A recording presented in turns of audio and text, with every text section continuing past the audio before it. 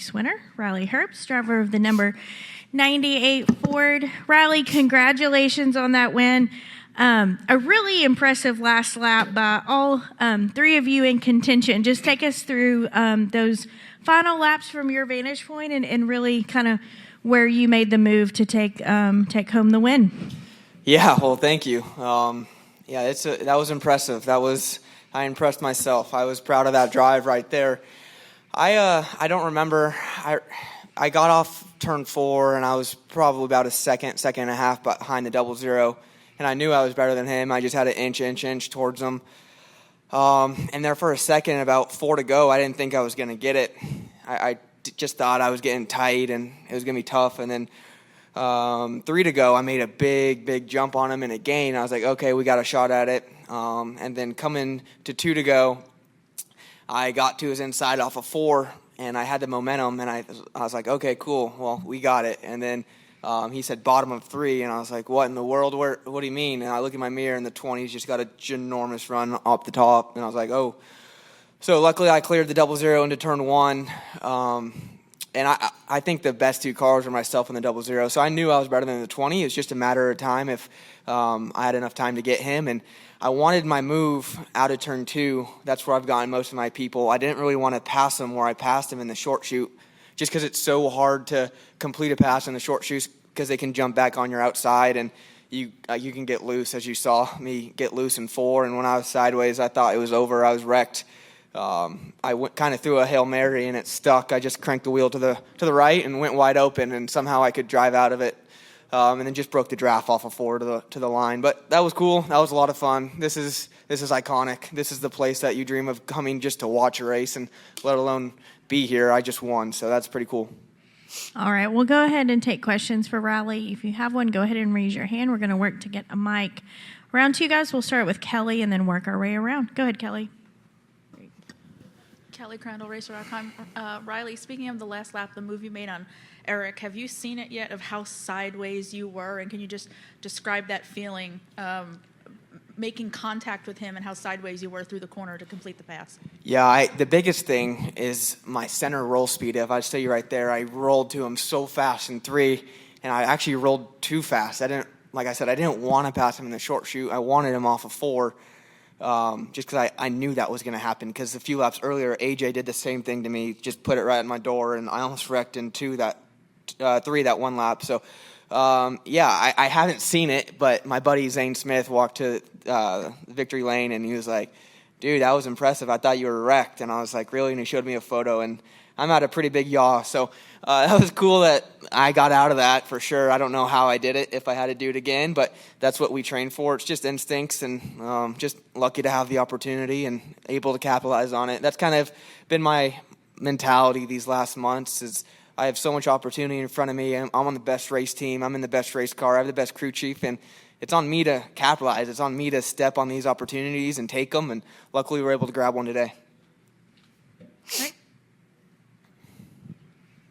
I'm not sure if you saw the finish to the Indy 500 earlier this year, but the finish to that race and this race, same track, incredibly similar. Obviously, it's 2 different types of driving and racing, but just the pass on turn 3 and heading into that final turn, like, what makes this track so maybe fit for those types of passes?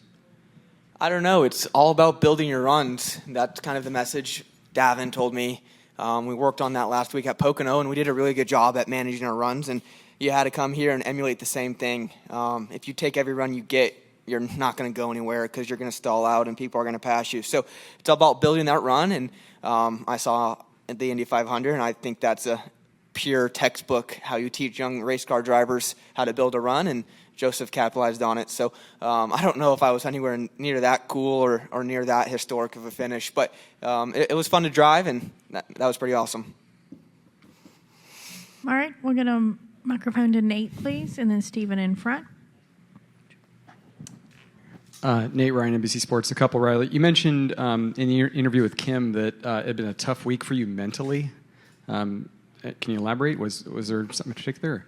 No, I mean, I just think we're all human beings, and sometimes we go through weeks that are just hard on us. And, it's just a really hard week for me personally. And I was able to come here and compartmentalize. Everybody asks me what makes a really good race car driver, and obviously, if you ask anybody in the garage, it's going to be the feel, the ability to adapt to changing conditions. But I think one of the most underrated aspects of a race car driver is their ability to compartmentalize and put the outside world away and be able to go do their job and race. And so I was most proud about that, whether I won the race or wrecked off of turn 4, that I was able to compartmentalize my personal life and put that aside and able to go do my job. So, yeah, I mean, we're all human beings. We're all going through emotions, and it was just kind of a hard week. And going back to the move, the winning move off of through 3, you said you'd have to go back. You don't know how you did it, but like, how much of it was instinct or just keeping your foot in it? Was it something you were doing with the wheel, or was it just you just hoped for the best and just held it to the floor? I mean, I think it's a little bit of everything, right, Nate? I knew how much faster I could roll the center than the 20. I drove to him all day. I was like, the center's not going to be the issue. It's about putting my run where I want my run, and I failed at that. I wanted my run in the center of 4, and I got it in 3. But then when I got to his bumper and got him loose, I couldn't check out of the gas because I knew the 00 was about 4 back. And so if I lifted off of 3 to try to build my run back up, I didn't think I was going to get my run back in 4. And I think the 00 was going to capitalize on me. So when I just rolled so fast through 3 that I had to make that move. And, we kind of touched on entry, got me really loose. And I just drove out of it. And I was like, it's for the Brickyard. And I just went wide open. And so thankful that we have the restrictor plate on it, because I don't think it would have stuck if we were unlimited power. And last one for me, I don't know if you saw it, but Denny Hamlin immediately afterward just tweeted the word impressive, obviously referring to your win. You just talked about seizing opportunities. There's a lot of talk about your future. How much does hearing that from Denny Hamlin and knowing that you're trying to sort of validate yourself as, I'm a winning driver, I'm a Cup caliber driver, I guess encapsulate all of that for me? Yeah, I mean, the biggest thing is I've always known I can do this. Back in 2020 and 2021, when I was reading everything online that I couldn't finish a race and I had no speed, I knew that if I worked hard enough, I could be where I am right now. So when you see somebody one of the best in the sports like Denny Hamlin tweet that it was impressive, I mean, that makes you feel good. Obviously, everybody wants to feel wanted in this world, and I'm excited for that he said that. I mean, I got text messages from a lot of really good race car drivers saying the same thing. So that's pretty awesome. But this is such a huge moment. But we're going to have a summer break, and now we need to continue this momentum. And like I said in January, I think we're one of the best 3 teams in the garage, and there's no reason why we shouldn't be in Phoenix. And I think that just proved it right there. All right, if I can get a microphone to Stephen, Bob, and then to Bruce. Stephen Toronto, CBS Sports. Joe Custer was in here this morning during Cole's announcement, and he mentioned that Haas factory team has made an offer to you for their Xfinity team for next year, but that you and your representatives are looking at the whole sport as far as next year goes. Can you confirm that? And in terms of your options, are you looking at opportunities in Cup for next year? Yeah, Stephen, I think I'm looking at opportunities in all 3 levels. I've really relied hard on Kevin Harvick. But to your first question, yes, I've had a lot of talks with Haas Factory, and they're going really well. And obviously they have really fast race cars, as you saw today. But I think I'm going to put my chips on the table with Kevin Harvick and everybody at Kevin Harvick Incorporated and really rely on what they think my next step should be and where I should position myself for best for the future. I think this is probably the strongest that the 98 team has been since you've been there. And you've been talking about how you feel like you're one of the best teams in this series and should be a contender for the championship 4. How heavily does that weigh in regards to deciding whether to keep on this path or maybe try and take the next step or do something else? Yeah, I mean, I think the biggest thing that gets overlooked is it's not just my decision, right? Like I have a say in it. I get to just kind of point the ship. I get information from really strong people that I have a lot of respect for, like Kevin, and I can kind of point the ship in the direction I want. But there's a really big company out in Corona that has a really big say in Monster Energy. So that's probably going to be even more of a weight than my say for this decision in the off season, and we'll see what they want to do. Thanks, Riley. Thank Congratulations. you. Thank you. All right, we'll go to Bob. In the back, please. Bob Pockris, Fox Sports. Did you interact a lot with Eric Almirola when he was at Stewart-Haas? And so were you kind of familiar with what he would do and what he wouldn't do in that situation? Yeah, I mean, Eric was really big for me the last couple years. Him and Kevin really just tried to help me be as best as I could. And no, I didn't know what he was going to do, but I know at the end of the day, he's a race car driver just like myself, and he really wants to kiss the bricks and he wants to win. So I don't think he was pleased at what happened, but I mean, I don't know. He's a good dude, and he's helped me a lot. So yeah. All right, we'll go to Bruce. Bruce Martin with NBC Sports and Forbes Sports Money. Can you even begin to think of the names that have won here? Now you're one of them. Yeah, it's Indianapolis. Like I said, this is the most famous racetrack in the world, and all due respect to Daytona, and everybody wants to win there, and like that's NASCAR's home. That's big, but I'm going to Europe tonight for the off-season break, and everybody over there will know what Indianapolis is, and so that's just so heavy, and it's so cool to go down there and just walk in here. You can feel it on your shoulders, and to just be able to be here is one thing, and let alone race here. And then on top of that, win is truly, truly special.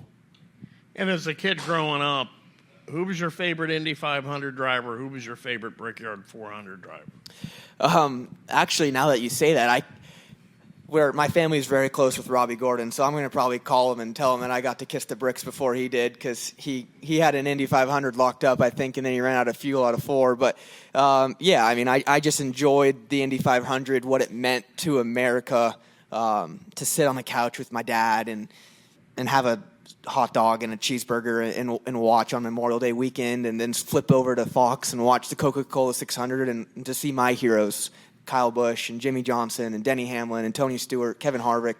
Like, that's what this place means to me. Not really, I mean, that's not that big of a deal, but like, this is just so heavy. Like, Indianapolis, when I think of that, it just brings me back to the childhood memories of watching races, not really knowing what they're doing, but just family time and bringing me and my dad together. So that was cool. All right, and I think I had one more question up front. Okay, and then we'll go back to Dustin. Go ahead. Zion Brown, Indianapolis Star. You mentioned just with your future being up in the air, not knowing necessarily what you want to do for next year. Does it maybe hold a little bit more significance to get a win now in this last year of Stewart-Haas? Yeah, I mean, truthfully, I didn't want to go anywhere. Stewart-Haas Racing was a home to me. They picked me up when I got pushed out of my other place. And, yeah, Greg Zipadelli, Tony Stewart, they truly built me up when I was very, very down. And I thought I saw myself at Stewart-Haas Racing for as long as my racing career was. And to hear the rumblings in March and then to get the news in May, that was really, really tough. And those are really good people over there, and we'll just have to build on that and try to see where we land. All right, Dustin. Dustin Long, NBC Sports. Riley, everybody progresses at different rates in different situations. Yep. This is, fifth full season in this series, which can be considered a really long time with how many young people come in and out. One is, how do you feel like you've progressed? And two, the challenge of seeing people come and move on as you're still making your climb. Yeah, I think there's a couple points there. I think the biggest thing is I had an interview with Kelly a couple weeks ago, and I don't think there's somebody in the top 3 series that has progressed and gotten better more than me. Just going back and watching who I was in 2020, I mean, I was just a different person. And to see where I am now, that's impressive. 2020, Riley probably didn't even finish. He probably would have wrecked early in the race and just trying too hard. And I think comparison is the thief of joy, honestly. So, yeah, I mean, there's very, very talented race car drivers that have come and gone in this series, and but everybody walks at a different rate. Everybody runs at a different rate, and I knew that if I continued to work on myself and if I continued to improve, that I was going to be here and I could win, and I could win in this series. So I just honestly believe, just kind of what my grandfather told all of us grandkids as a young kid, that hard work always pays off. Don't know when, but it's inevitable and it will pay off. And you talked about just the guidance and direction of Kevin Harvick, and just, obviously he has his hands in a lot of things and very involved, and certainly a key figure in the sport, but just, how he has kind of helped mold you or kind of helped guide you in ways that we don't see. It's incredible. Just calling him and just talking with somebody who's obviously done it at the very, very high level. And I think one of the most underrated race car drivers, for him to win that championship in 2014 against Hendrick equipment and basically the same equipment, that's elite stuff right there. So just talking about the little things. Like, I remember when I first signed at KHI, he sat me down and he's just like, if we're running 15th, finish 15th. That's all we got to do. And then once we finish 15th, let's try to for a 10th. It's just small, minor things. And, I mean, I guess that sounds simple now, but when you're a young race car driver and you have the weight of the world on your shoulders, all you see is people winning 10 races a year, and you just want to win, and your buddies are winning championships, and you just don't know what's going on. You just have to take a step back and understand that it's a process, and everybody develops at a different rate. All right, Lee, we'll wrap with Lee in the back. Lee Spencer, Sirius XM NASCAR Radio and CatchFence.com. As I was coming back from the bricks, I saw a young gentleman out there. Actually, he was a kid, all dressed in monster gear, and I was curious whether or not you stopped to see him, because he just seemed like he was over the moon with your win. Yeah, I mean, it's just crazy. I would never expected people to wear Riley Herbst gear at a racetrack at all. So that's one thing. And then the second thing, I saw him last week at Pocono as well. He's a big fan, and it's cool to see support and to see it slowly start running in the ground game. And it's just awesome, man. I always knew I could do it, but sometimes you start questioning yourself, and I just won at Indianapolis, and the weight of that is very, very big. All right, Riley, congratulations on that big win. We wish you the best of luck when you guys return to the track in 3 weeks. Enjoy your break, and we appreciate you spending some time with us.